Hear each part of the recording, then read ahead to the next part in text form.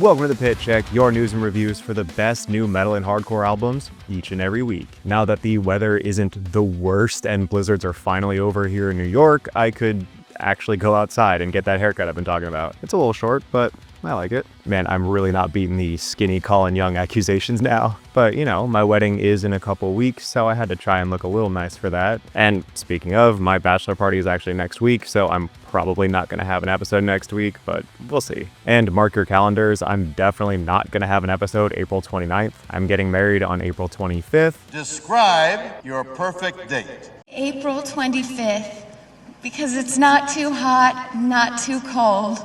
All you need is a light jacket. And I'm not gonna lie to you, I don't feel like doing an episode during my wedding. So with all that housekeeping out of the way, let's get into what you guys are actually here for, which is this week's best metal and hardcore albums. So without further ado, subscribe to the channel and let's get right into it. We are in a new era of Erra. Set your sights to purge the earth. The progressive metalcore band Erra has released their highly anticipated new album, Silence Outlives the Earth.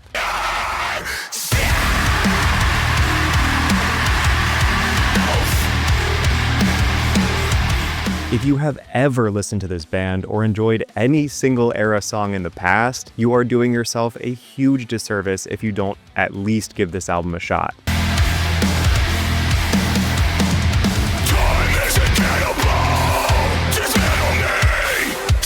So, here's the weird part about Erra for me. I have been listening to this band since they dropped Andromeda in like 2010. So I've had, 16 years of Erra in my life? God, I'm so old. That was like my freshman or sophomore year in college. But when something has been in your life for so long, it sort of stops becoming exciting and becomes just there. No, that's too mean.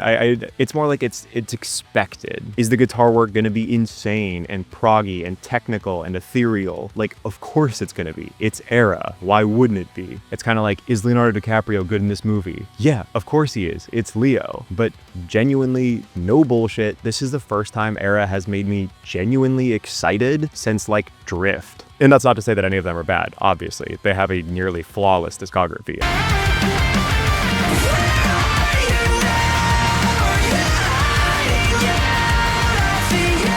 This album is straight up phenomenal. Again, the guitars, they're fucking unreal. The solos, the riffs, the shredding, the right amount of knowing when to show off and when to pull back. The drumming is obviously incredible, and the atmosphere is very floaty and dreamy and just satisfying. And vocally, JT and Jesse are at the absolute top of their game. This is, without a doubt, the complete package and the definitive final form of the Erra sound.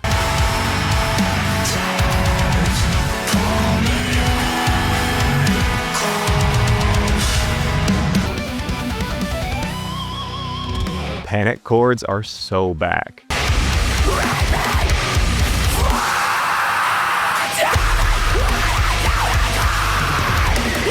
The stupidly heavy Mathcore crossover band Nailed Shut has released this unhinged new EP, A Promise Made, A Promise Kept.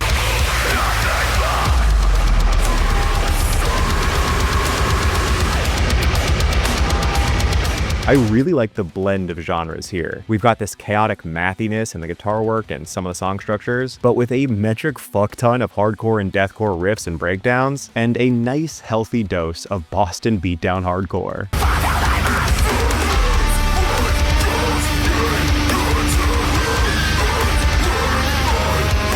This EP will constantly keep you on your toes, probably because it sounds like a Xenobiotic chasing you through the Leviathan dimension. It is just so vicious and menacing and, auditorially assaulting. If you need 15 minutes of pulse-pounding Mathcore mayhem, definitely give this one a shot.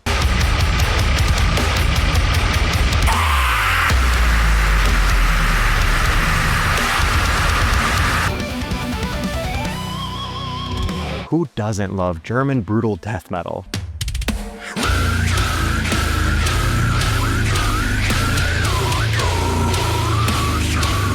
The German brutal death metal band Acranius has released their 5th studio album, titled Whiteout.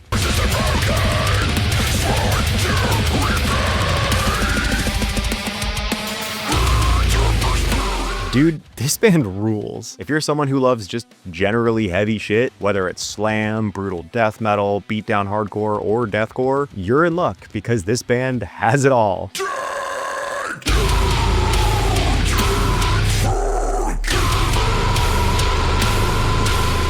It's kind of funny, this band has sort of become this like rotating cast of talent, with each new album featuring extremely skilled musicians but keeping the same primary songwriter. I guess that makes Bjorn Fromberger this band's like Damon Albarn, and whether or not that was by design or not, I don't know, but it does keep this band's discography always feeling really fresh.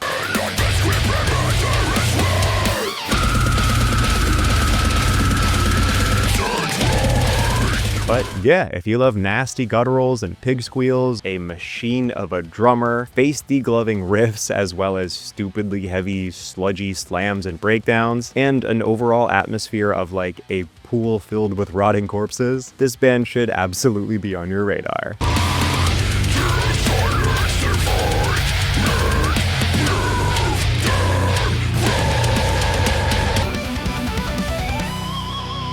Did you know members from Dead Guy, Cavalry, Kiss It Goodbye, Kid Dynamite, Lifetime, Paint It Black, and like 8 other 90s hardcore bands have a modern hardcore supergroup?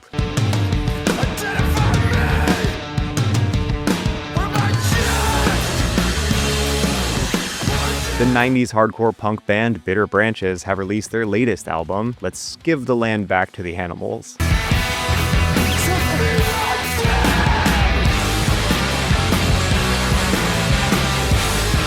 But let's be real here, I'll listen to anything Tim Singer and Dan Yemin do. In my eyes, they can literally do no wrong. Especially given the incredible Dead Guy reunion last year, which was on my top albums of 2025. And this album has all of the same aggression and grit and genuine heart that I loved so much about that album.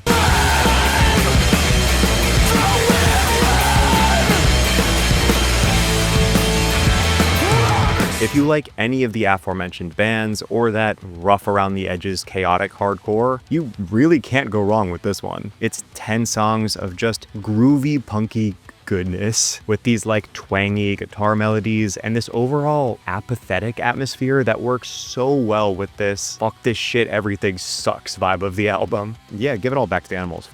This is another album that proves older dudes can still kick a ton of ass.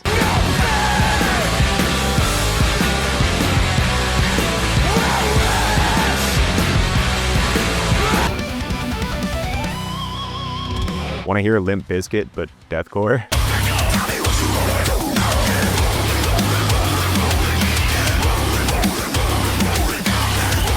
The new metalcore crossover band Filth has released their latest EP, Welcome to Shelltown.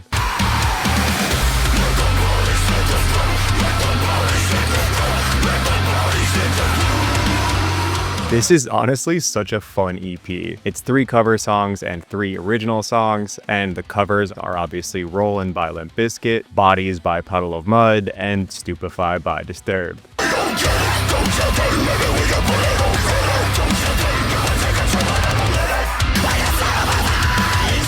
Why Stupefy though? Down with the Sickness is from the same album.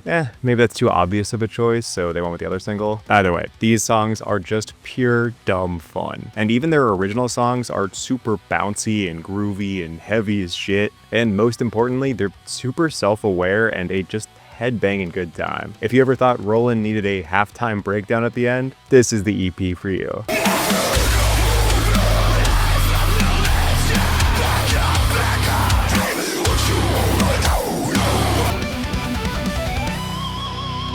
This one was recommended to me by legally blind professional wrestler Crazy Steve.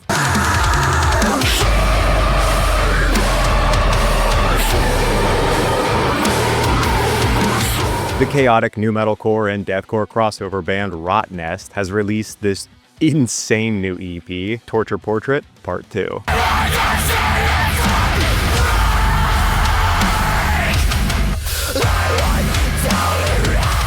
And I wasn't kidding about it being insane. If you like bands that sound like their mental health is actively decaying, definitely check this one out.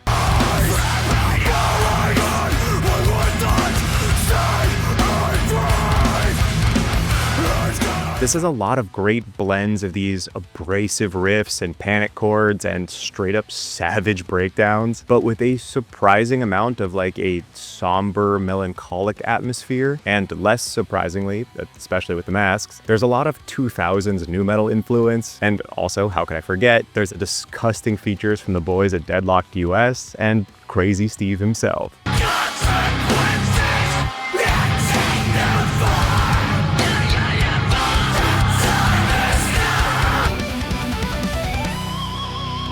Did you take your Xenobiotics today?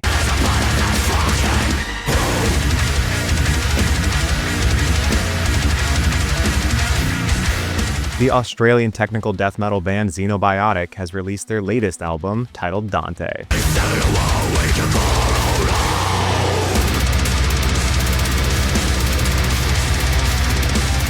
Good God, this thing is riffy. These guitars are constantly shredding and chugging and soloing, but it's all just so fucking aggressive. This is like the death metal equivalent of a Hornet attack.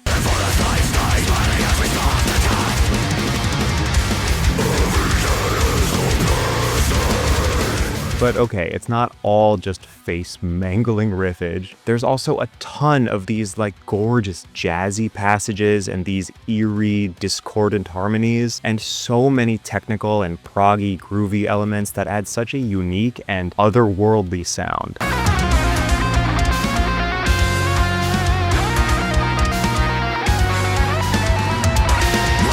Damn, I really like this one. But let's be real, you all know it. I'm a sucker for bands that know how to show off their skill, kick a ton of ass, and still manage to tell a really cool story. I mean, come on, I was relentlessly praising that Netherwalker album, so you get it. And I do think that this is an album that transcends the death metal borders. Obviously, more brutal death metal and tech death lovers should definitely check this out, but I think fans of deathcore bands like Shadow of Intent or maybe to some degree Lorna Shore should also give this one a shot. This is some good stuff.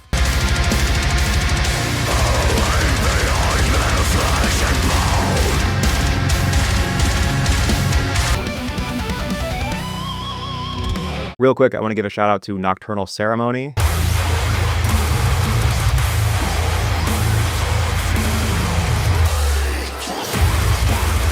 This is some really sick Norwegian death metal that has been kicking ass since 1991.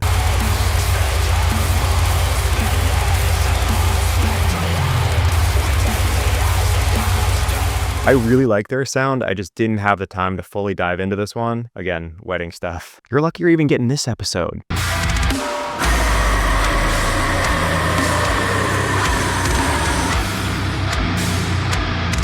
Get Me the Knife is a wild MySpace deathcore band that's also a lot of fun.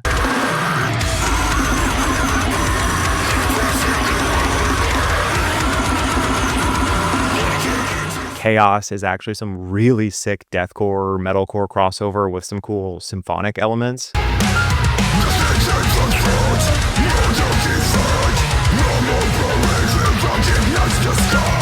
Anyway, here is the entire list of all of the new metal and hardcore albums that came out this week. Again, there's probably not going to be an episode next week, so make sure you feast on all of this insane music this week. It was a pretty deathcore heavy week, but there still should be something for everybody on this list. Or, you know, watch some of the previous episodes. Maybe you missed something. And I don't know if it's happened yet, but we were at $49.99 by the time I was recording this album, so hopefully we've crossed the 5K subscriber mark, and if so, thank you so fucking much. I really appreciate that. And as always, if you have a band that has an album coming out soon, please feel free to DM me on any of my social channels. I'd love to take a listen, or just comment it down below and share with the class, and I'll try to check it out on the plane, and who knows, maybe I'll get to cover it in 2 weeks. Thanks again, guys.